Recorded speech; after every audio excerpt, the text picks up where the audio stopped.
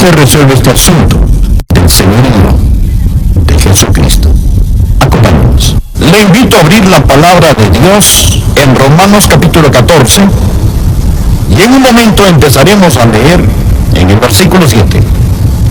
Romanos capítulo 14. La autoridad del reino empieza cuando el rey es supremo. Todo hijo de Dios, cuando nace de nuevo, nace para ganar. Dios quiere que viva con autoridad, con la autoridad del reino. El mundo, la carne, el diablo no deben tener dominio sobre un hijo de Dios. Dios nos ha hecho reyes y sacerdotes, y la Biblia dice: mas a Dios gracias, el cual nos lleva siempre en triunfo en Cristo Jesús. Pero no puede haber dominio ni reinado en esta vida hasta que nos sometamos a la autoridad que Dios ha puesto sobre nosotros. Y esta se resume en estas palabras: Jesús es Señor. Amén. Jesús es Señor. La autoridad del reino nunca se otorga a los rebeldes. Y si se rebela contra el rey, nunca conocerá la autoridad del rey en su vida. Por favor, leamos Romanos capítulo 14, empezando con el versículo 7. Porque ninguno de nosotros vive para sí, y ninguno muere para sí. Esto quiere decir que no somos independientes o autónomos. Ninguno muere para sí mismos. Pues si vivimos, para el Señor vivimos, y si morimos, para el Señor morimos. Así pues, sea que vivamos o que muramos, del Señor somos, porque Cristo para esto murió y resucitó, y volvió a vivir para ser Señor, así de los muertos como de los que viven. Pero tú, ¿por qué juzgas a tu hermano? O tú también, ¿por qué menosprecias a tu hermano? Porque todos compareceremos ante el tribunal de Cristo, porque escrito está: vivo yo, dice el Señor, que ante mí se doblará toda rodilla, y toda lengua confesará a Dios. De manera que cada uno de nosotros dará a Dios cuenta de sí. Lo que había pasado es esto. En la iglesia de Roma, los creyentes habían empezado a juzgarse entre sí. Estaban criticándose acerca de cosas donde habían opiniones válidas y diferentes, acerca de días, dietas, conductas particulares. Y lo que el apóstol Pablo dijo en este capítulo que habla acerca de estas cosas que son dudosas fue lo siguiente: por favor, quiten su mirada de los demás, dejen de juzgar, dejen de criticarse entre sí. No es su opinión acerca de ellos la que cuenta, ni lo que ellos piensan de usted lo que cuenta. Recuerde esto: usted pertenece a Jesús. Él es Señor. Él es Señor. Es por eso que Él lo puso en medio de este pasaje. Una de las peores cosas que podría pasar en la iglesia es que quitemos nuestra mirada de Jesús y la pongamos en los demás. Amén. Jesús es Señor. Si vivimos o si morimos, pertenecemos a Jesucristo, porque Él murió y resucitó de nuevo, y por eso Él es Señor. ¿Qué significa la palabra Señor? La palabra Señor significa el que tiene el poder absoluto, la autoridad absoluta, el que es dueño, amo, y ese es el Señor Jesucristo. Permítame decir esto: la verdad fundamental del Nuevo Testamento es que Jesucristo es Señor. Entender eso es la clave fundamental para conocer y ejercer la autoridad del reino. A Jesucristo se le llama Señor nada menos que 747 veces en el Nuevo Testamento. Usted dirá: Pastor Rogers, si eso es verdad, creo que lo haré Señor. Es demasiado tarde para eso. Él ya es Señor. Hechos capítulo 2, versículo 36. Sepa pues ciertísimamente toda la casa de Israel, que a este Jesús, a quien vosotros crucificasteis, Dios le ha hecho Señor y Cristo. Usted no puede hacerlo Señor. Lo único que usted puede decidir hoy es, primero, reconocería su señorío, y dos, se postrará ante Él, ¿no es cierto? Él ya es Señor. Permítame hacer dos preguntas. La primera pregunta: ¿cree que Jesucristo es Señor? La segunda pregunta: ¿se ha entregado usted al señorío de Jesucristo? ¿Es Él Señor de todo lo que usted tiene y de todo lo que hace? ¿Es Él Señor de sus pensamientos? ¿Es el Señor de su lengua? ¿Es el Señor de su temperamento? ¿Es el Señor de su tiempo? ¿Es el Señor de su testimonio? ¿Es Él Señor? Ahora deseo que pensemos en tres cosas. En primer lugar, quiero que usted piense acerca de la demanda redentora de su señorío. Anótelo: la demanda redentora de su señorío. ¿Cómo afirma que es el Señor? Porque Él murió por nosotros. Mire el versículo 9. Porque Cristo para esto murió y resucitó y volvió a vivir, para ser Señor así de los muertos como de los que viven. Jesús murió para reclamarnos como Señor. Cuando Él murió por nosotros, estaba redimiéndonos, comprándonos. ¿Por qué es Él Señor? Versículo 9 dice, porque Él murió por nosotros. El sangriento Calvario dice que Él es Señor. Él lo ha comprado. Usted no se pertenece. Él lo redimió con la plata de sus lágrimas y el oro de su sangre. Permita que esta verdad entre en su corazón. Jesucristo lo compró a usted. Lo redimió a usted con su sangre. Y usted no tiene ningún derecho. Escuche. No tiene ningún derecho en lo absoluto de hacerse llamar cristiano si Jesucristo no es Señor de su vida. Ningún derecho. Verá, usted se salva al creer que el Señor Jesucristo es Señor y entregarse a ese señorío. Romanos 10, versículos 9 y 10. Que si confesares con tu boca que Jesús es el Señor y creyeres en tu corazón que Dios le levantó de los muertos, serás salvo. Porque con el corazón se cree para justicia, pero con la boca se confiesa para salvación. Hoy escuchamos tanto acerca de recibir a Cristo como su Salvador. ¿Sabía que eso no es lenguaje neotestamentario? La Biblia no habla acerca de recibir a Cristo como su Salvador. Él es Salvador. Usted recibe a Cristo, quien es también Señor.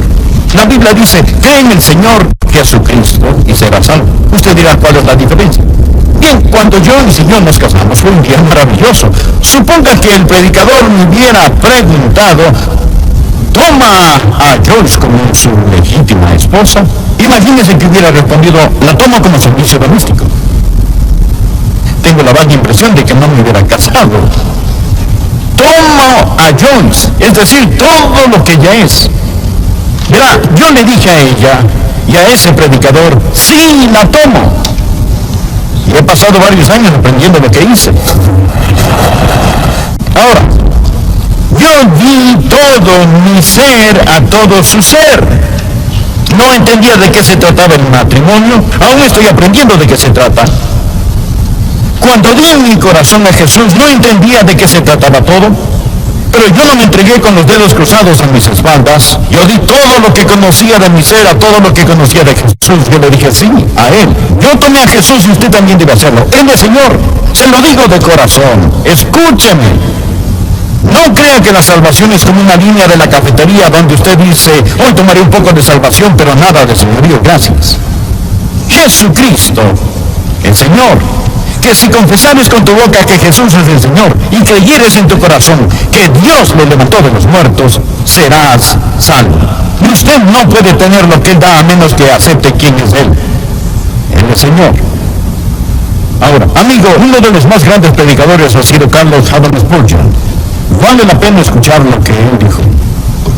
Si el converso declara que él conoce la voluntad del Señor, pero no le presta atención, eso deberá asegurarle que no es salvo.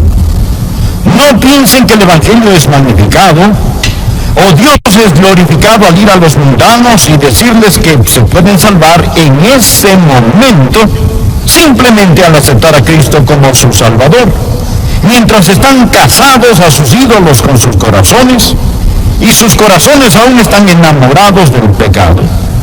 Si hago eso, les digo una mentira, pervierto el Evangelio, insulto a Cristo, convierto la gracia de Dios en lascivia. No es Cristo y, es Cristo o. Ahora, ¿por qué? ¿Por qué Él murió por nosotros? Para reclamarnos como Señor. Existe la demanda redentora de su señorío. El segundo punto que quiero que usted note. No solo la demanda redentora de su señorío, sino la resurrección conquistadora de su señorío. Regresa a nuestro texto, mire el versículo 9. Porque Cristo para esto murió. Él murió para reclamarnos como Señor y resucitó. Resucitó para controlarnos como Señor. Existe la demanda redentora y la resurrección conquistadora de su señorío. Él mostró ser Señor, el Hijo de Dios por medio del poder de la resurrección de los muertos. Cuando murió, se entregó por nosotros. Pero cuando resucitó, Él se entregó a nosotros. Y ahora vive en nosotros como Señor. ¿Qué significa eso para usted? Uno, significa su sumisión completa. No puede haber ningún otro en su vida. Ninguno puede servir a dos señores. Jesús no será rey en su tiempo extra, un rey de media jornada con un dúplex de trono.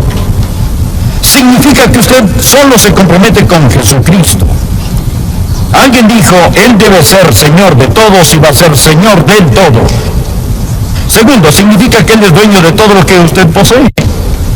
Cuando un hombre posee un esclavo, posee todo lo que el esclavo posee. Y somos esclavos de Jesucristo. De paso, he notado que lo que un hombre hace con sus posesiones es una buena indicación si Jesucristo es o no Señor de su vida. Usted dirá, Él es Señor de mi vida, yo le doy el 10%. Entonces Él no es Señor del 90%. Amigo, Él es Señor de todo. Él no posee el 10%. Él posee todo lo que usted tiene. Cuando usted trae su diezmo a la casa de Dios, cuando usted da lo que Dios le ha puesto en su corazón, eso es solo una expresión tangible del hecho de que Él lo posee todo. ¿Sabe qué es lo que dice cuando usted da? Usted dice, Señor, esta ofrenda es una expresión tangible, visible de mi bendición total a ti. Este regalo representa mi inteligencia, representa mi sudor, representa mi habilidad, representa mi tiempo, mi intelecto. Eso fue lo que requirió conseguirlo, y cuando lo doy, cuando te lo devuelvo, solo representa que todo pertenece a ti y que yo soy tu administrador. Por eso, que Jesucristo viva para controlarlo significa obediencia indisputable. Jesús hizo una pregunta pertinente en el capítulo 6 de Lucas, versículo 46. ¿Por qué me llamáis Señor, Señor, y no hacéis lo que yo digo?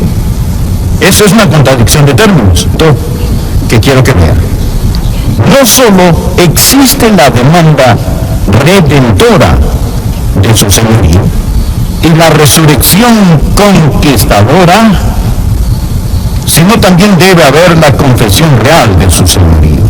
Pablo continúa diciendo en este capítulo que llegará el día cuando todos nos arrodillaremos y confesaremos que es Señor. El verso 11, porque escrito está, vivo yo, dice el Señor, que ante mí se doblará toda rodilla y toda lengua confesará a Dios.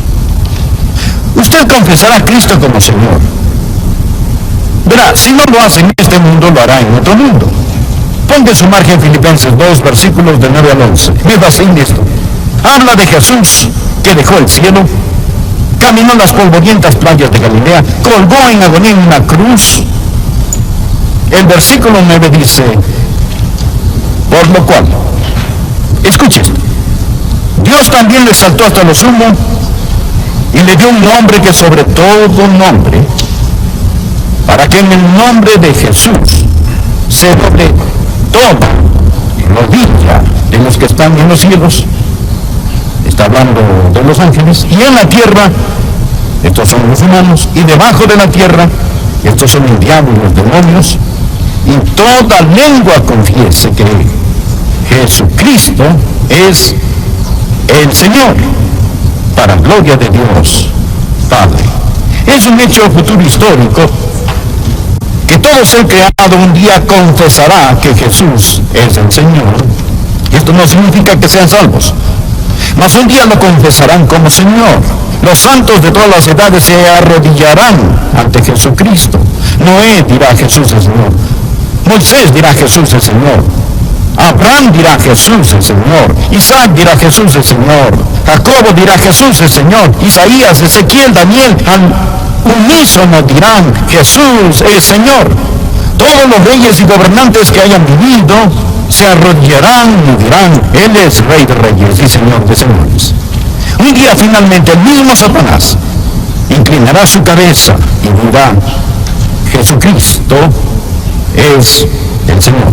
Toda lengua confiese que Jesucristo es el Señor. Pero esto es lo maravilloso. Nosotros no tenemos que esperar hasta morir para decir que Jesús es Señor.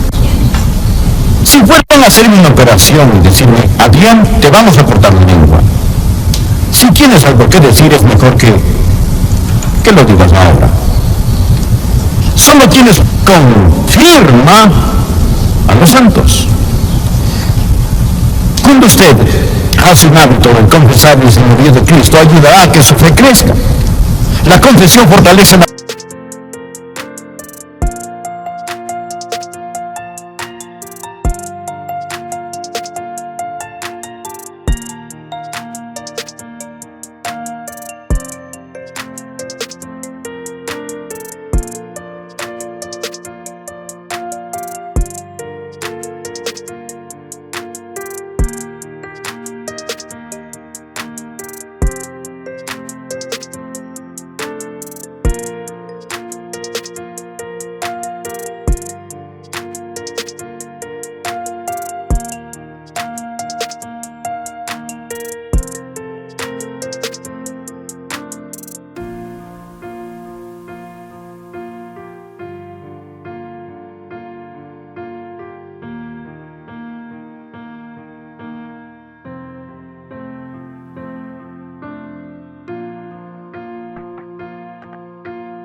fe, y la fe fortalece la confesión. Usted empieza a hacer algo recíproco. Verá, entre más afirmamos algo a otros, más echa raíz en nosotros.